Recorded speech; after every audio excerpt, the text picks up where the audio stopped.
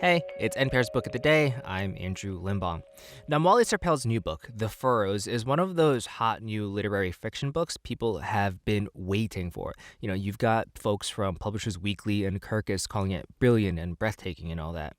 Serpell's one of those writers that seem to come out of the gate fully formed. Her 2019 debut novel, The Old Drift, was this huge, ambitious epic that follows these families through generations, and it won a couple awards, including the UK's top prize for science fiction.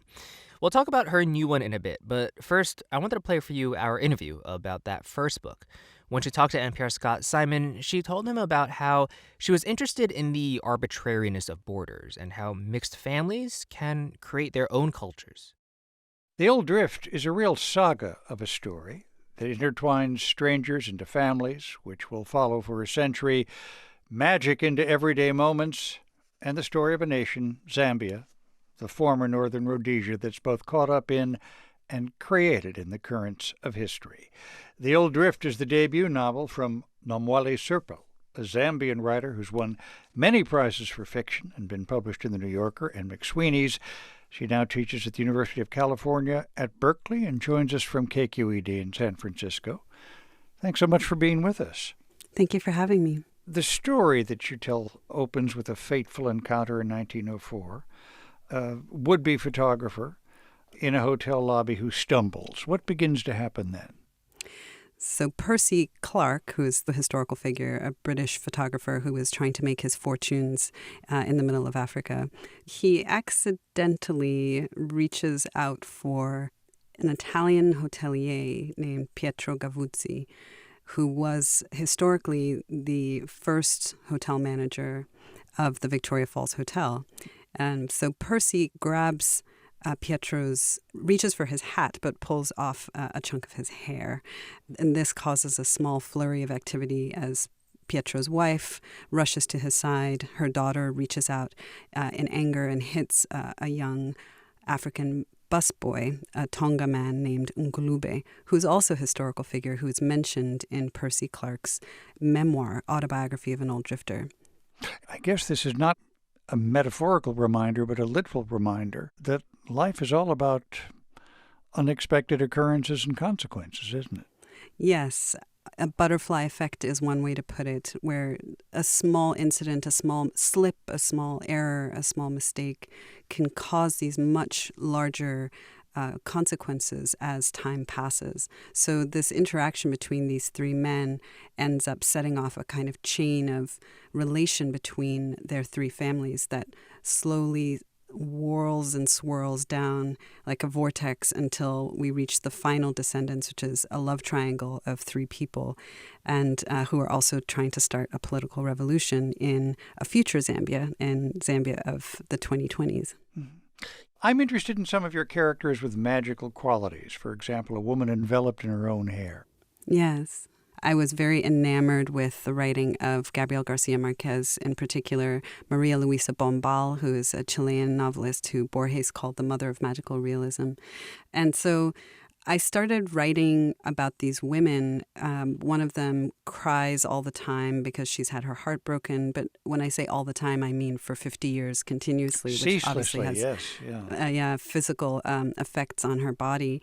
And then there's a character who goes blind, who every once in a while other characters believe they see eyes all over her body, like the Greek god Argos.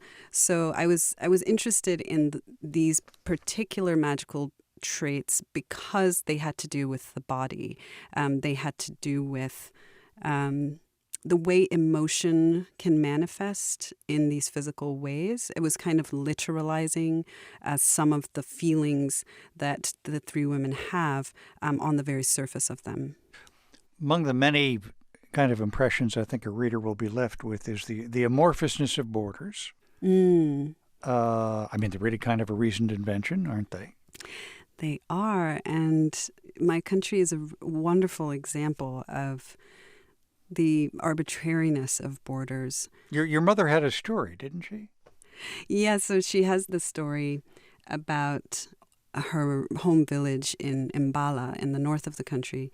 And the story was that when they drew the border of Zambia, it cut right through her village. Mhm. And the chief was on one side, on the Tanzanian side, and he sent his sister to the Zambian side so that she could be the chieftainess. And my mother always said that that's why our tribe was so fiercely feminist, is because we had a chieftainess. And so this wonderful kind of consequence of the arbitrary decision of the British to slice right through a village. Makes you understand there's a thin line between immigrant and emigrant, isn't there? Yes. It's a very interesting position to be in as an immigrant to the United States, now a citizen, who grew up in a country where the word immigrant meant people who were coming into Zambia, not people who were leaving, fleeing as refugees to go to the West. So my novel is about people coming to Zambia and staying. An Italian, an Indian, a British person, they all arrive in Zambia and decide to settle there. But I was interested in how the people who came and stayed integrated into Zambia and mixed and mingled literally through marriage and love. My parents being a prime example of that, and created these new kind of cultural forms and also this new understanding of Zambia as a nation. When they drew those arbitrary lines around my country, they kind of lassoed 7 main tribes. We speak 72 different dialects in Zambia. And our first president, Kenneth Kaunda, came up with this mantra, one Zambia, one nation, to try and unify this country that had been kind of arbitrarily thrown together by outside forces. And that sense of one Zambia, one nation, sense of unity with difference within it is something that is so important to the way that we conceive of ourselves at home. Having completed a novel this extensive, this beautifully convoluted, do you now just want to write a limerick? I do. The classic phrase is a slim volume. I do have in mind that the next book will be cleaner, more streamlined, and slim. The Old Drift, debut novel from Namwali Serpell. Thanks so much for being with us. Thank you so much for having me. Serpell wasn't lying when she said her next book was going to be a little slimmer. Her new book, The Furrows and Elegy, is a couple hundred pages shorter, but sounds just as powerful. Serpell talked to NPR's Juana about loss and grief and how when someone you love dies, they don't just die once. They die every time you remember they're dead. I don't want to tell you what happened. I want to tell you how it felt.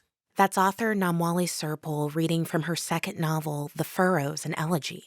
Those opening lines echo again and again throughout the book.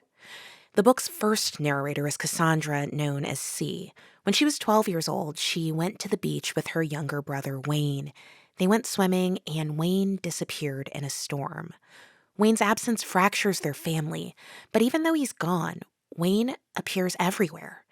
Cassandra's mom, Charlotte, is white and her dad's black, and Serpell was born in Zambia, and her own family is of mixed origin. I felt like, as in my first novel, The Old Drift, I wanted to explore some of the variations on the theme of the mixed family. Moving to America, my family, which is a mixed race family, was encountering very different ways of negotiating racial dynamics within a family. And so I was interested in teasing that apart. Charlotte creates a foundation for missing children, which is called Vigil. And at one point in the novel, Cassandra describes this as a way of paying, a way of profiting off of death or profiting off of loss.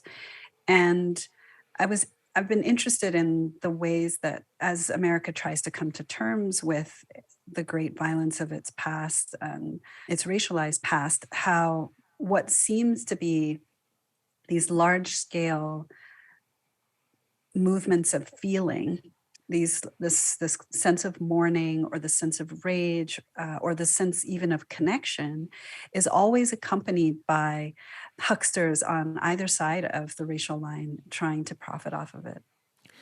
As you mentioned, the accident, Wayne's loss, is retold over and over again, reimagined in the different settings you discussed. I'm curious, what were you hoping to explore about loss and grief? It felt to me when I was reading at times that C was forced to relive losing her brother in these different ways as the readers reintroduced to that moment. The repetitions were meant to mimic the rhythm of mourning. I have the sense from those that I've lost and from talking to people who've lost others that a person that you love doesn't die just once for you. They die every time that you remember that they're dead. And that reiteration of grief, this experience of loss, doesn't get necessarily easier with time. And reinscribing the catastrophe of loss in these repetitions in the novel was an attempt for me to enact that for Cassandra, but also to make the reader undergo that same intensity of loss every time. I want to ask you about C's relationship with her mother and the way that she grows to understand her, but also, and sometimes she's protective of her, like when her college roommate criticizes her mother.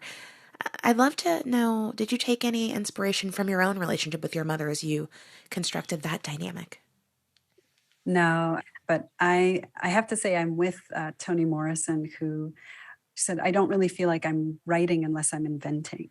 I was more interested, I think, in trying to delineate the ways that mourning can skew the relationships between other members of the family in ways that are often not predictable to us. It felt to me very important to capture the way that grief often carries a line of rage running through it, almost like a thin line of mercury or something, that a bit of poison in the midst of it. And so Cassandra and Charlotte both are really struggling with guilt, and they repress that guilt, they disavow that guilt in all kinds of ways. They blame each other, they blame themselves, but they are constrained in how they can express that to each other, and trying to capture the way that this kind of simmering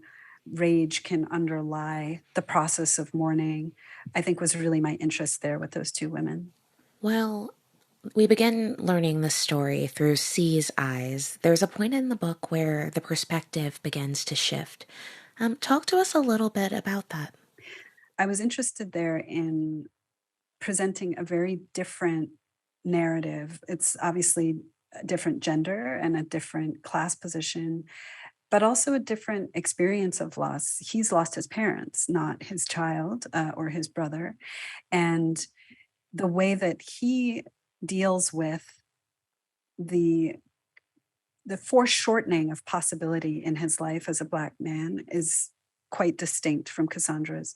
I wanted to juxtapose these different ways of looking at loss in the world within the Black community, not necessarily to say that one is better than the other, but just to say that there are so many different ways of thinking about loss, and also that sometimes the best that you can do is to place your loss next to someone else's and see how they resonate. When I finished this book, I feel like I came away with a sense of understanding and exploration, but not necessarily closure, I wouldn't say. What do you Mm. hope readers take away from this story when they put the book down? Well, I think it goes back to the lines that I chose to begin the book with, and which appear as a kind of refrain from Cassandra. I don't want to tell you what happened. I want to tell you how it felt. I want the reader to come away with a feeling. And this is one of the reasons I chose to subtitle the novel An Elegy. I wanted to capture not just the poetic rhythms that inhere in something like an elegy, the refrains, the rhymes, the meter. I also wanted to capture the way that a poem it doesn't really function to give you a takeaway or a message or a moral. A poem is a way of drawing you into and through an experience. It, in many ways, is there to conjure a feeling. And the complexity of grief means that it's not just one feeling. When I say a feeling, I probably mean a dozen feelings at once. My hope is that the waves of feeling throughout the novel will build and culminate in a kind of symphony of feeling that comes somewhat close to capturing the multifaceted complexity of grief. Namwali Serpell's latest novel is The Furrows, an Elegy. Thank you so much for being with us. Thank you. And that's it for this week on NPR's Book of the Day. If you want more, you can sign up for our newsletter at npr.org/newsletter/books. I'm Andrew Limbong. The podcast is produced by Mason Tran and Jivika Verma and edited by Megan Sullivan. Our founding editor is Petra Mayer. The show elements for this week were produced and edited by Phil Harrell, Rina Advani, Samantha Balaban, Ed McNulty, Erica Ryan, Sarah Handel, Maiwa Aina, Gustavo Contreras, and Justine Kennan. Beth Donovan is our managing editor. Thanks for listening.